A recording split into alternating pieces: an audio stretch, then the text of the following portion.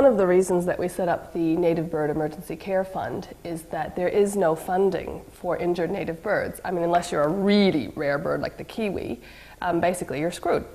The government doesn't actually have funding for example, a native wood pigeon, a keruru, even though they're on the endangered list, even though they are actually on the decline and they're an important bird, there is no funding. So when these birds are injured, there's certain things that they need. For example, native birds, generally speaking, when they've been injured, will need an X-ray. They are very stoical. You often can't tell how badly injured they are. For example, we had a native wood pigeon sent out to us, told, we think it's okay, just give it some rest. We actually had an X-ray and discovered it had a dislocated elbow, a dislocated wrist, and 5 fractures. But the bird's quiet because that's a bird's instinct. When they're hurt, they don't want to attract predators, so they go very, very quiet. So often you think, oh, they're not badly hurt, and they're very badly hurt.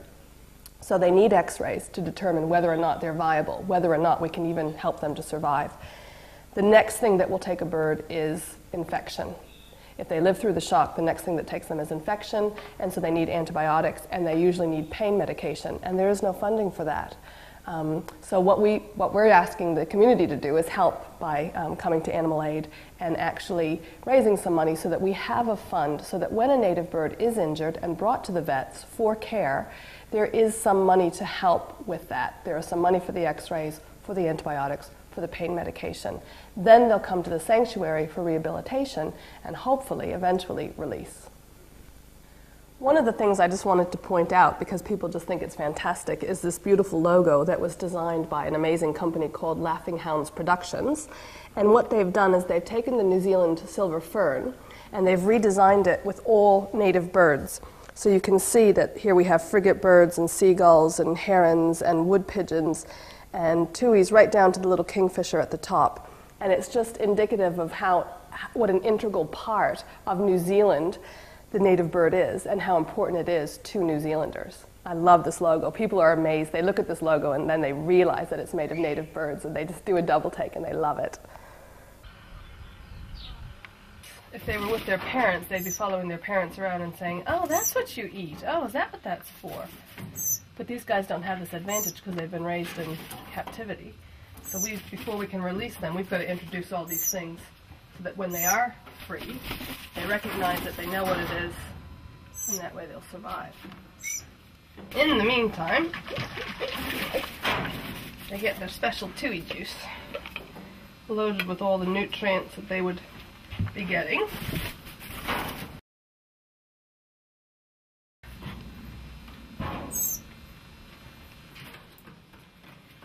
And they know what that is.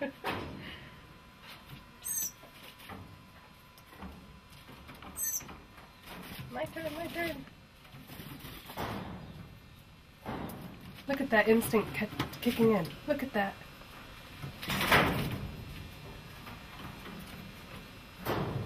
Fantastic.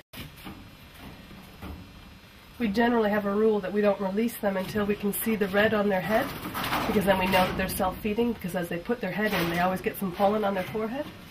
So when they've got their throat feathers, and they've got red in the head to show that they're feeding from the flax, then you can let them go. They're going through jars of this stuff every day. Of course they're growing. And they're putting on their new feathers, and that takes a lot of energy. And being nectar feeders, they need a lot of energy constantly throughout the day, but we fill these containers several times a day. What we're wanting to do here is build the final stage of release. So when an injured bird comes in, they'll go to the infirmary, and then as they get stable, we'll put them into the smaller aviaries where we can still keep an eye on them. When they get stronger, we'll put them into the physio aviary so they can get some strength and start learning to fly again. And the final stage that we'd really like to do is build here a topless aviary. The idea being that a wood pigeon can't be released, for example, until it's strong enough to get some real height and in its flying. So what we'll do is build an aviary here with really tall, smooth sides so that nothing can climb up, but no top. And when the bird is strong enough to fly up and out, it self-releases.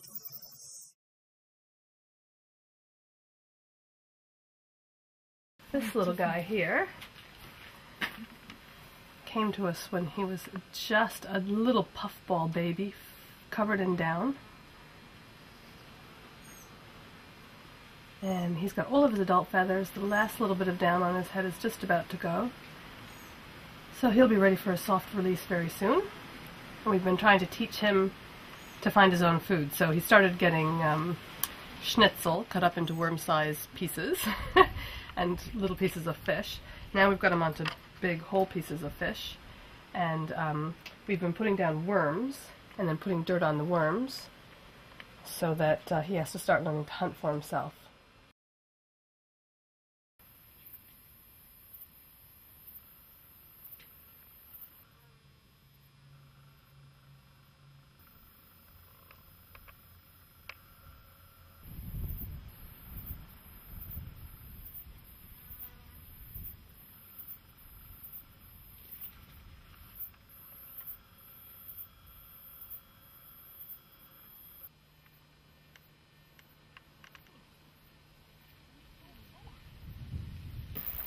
Watching that heron go was a really happy result.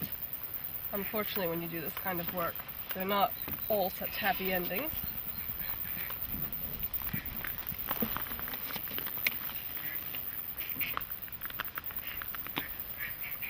So this shag was brought in last night. A family found him by the side of the road. Thought that wasn't a very normal look. They were able to pick him up really easily. They thought, oh, maybe he's tame. But he was actually very, very sick. And he died a few hours after he arrived here. The unfortunate thing is we'll never know what the problem was with him. There's no signs at all of having been hit by a car. His wings are completely intact. There was no broken bones. Both of his legs were functioning. There's no sign of any bruising, no grazing, there's no feathers missing. You know, if he'd been hit by a car, you would see those things and then you'd suspect internal organ damage. We'll never know. He just came in, he was very quiet, very calm, you would say, but actually very, very sick. And died a few hours later. Could be poisoning. Don't know. And unfortunately, we can't afford to have every bird who comes in that doesn't make it autopsied to find out why. He's not starving. His breastbone isn't protruding. So, sadly, we also have to experience a lot of this.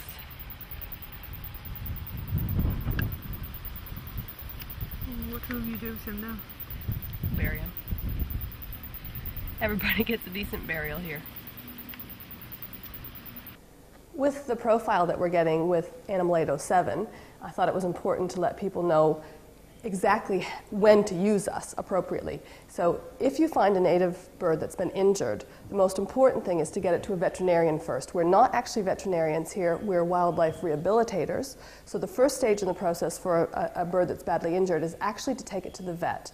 If you can't get to the vet immediately, then keep the bird warm, quiet, and dark, because shock is one of the things that will take them. Make sure they've got some access to water, and then keep them warm, dark, and quiet, and get them to the vet as soon as you can. The vet then knows what to do. The vet can take the x-rays and give the medicine, etc., etc. Once they're stable at the vet's, then the vet will send them to us, and we'll continue the stabilization process. We'll do the rehabilitation, which could take 6 months, and then eventually, hopefully, release that bird. To help us with that, we are planning to build, this is our big project coming up, we are planning to build a new barn or building soon, and that's going to be a multi-purpose building. So it will be the infirmary, so that when birds first come to us from the vet and they need intensive care still, we can provide that, have up close, we'll have an incubator hopefully in there to keep the birds warm, and they'll be in small individual cages so that we can provide them with the medicine that they need, etc., etc. When they're very stable, then we'll move them to the next size aviary. When they start to move around freely, we'll move them to the physiotherapy aviary. And then hopefully, when they're really looking good, we'll move them to the topless aviary. And when they're ready, they'll fly out and be free.